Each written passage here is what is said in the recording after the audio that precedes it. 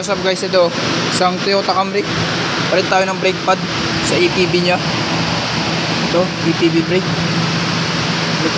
electronic parking brake nya. Ito yung brake pad, isang Toyota Camry. Ayan o, Toyota Camry. Papakita ko sa inyo kung paano i-press to, yung piston nya dito. Ito, tanggalin mo lang muna natin to.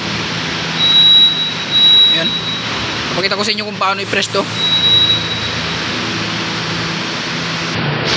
Ayun, tanggalin natin tong dalawang alin na to. Ito, bilaan yan. Tanggalin natin yan. Tanggalin ko lang guys.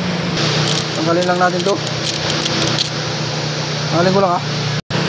Ayun, natanggal ko na to. Ayan yung motor nya sa may EPB handbrake nya.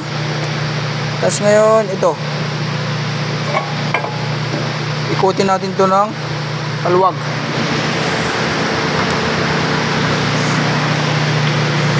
Ayan, ikutin mo yan ng paluwag hanggang sumakat. Ito po, ikutin mo to hanggang sumakat.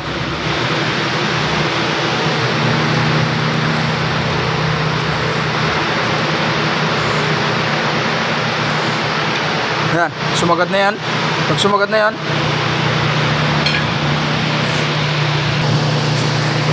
yan, pwede na natin itong i-press yung piston. Ayan o. Oh, di ba?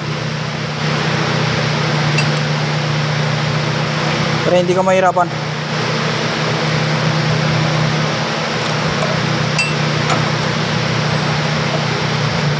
Okay, yun lang guys kung paano mag press ng sa may EPB sa likod, handbrake na may motor dito.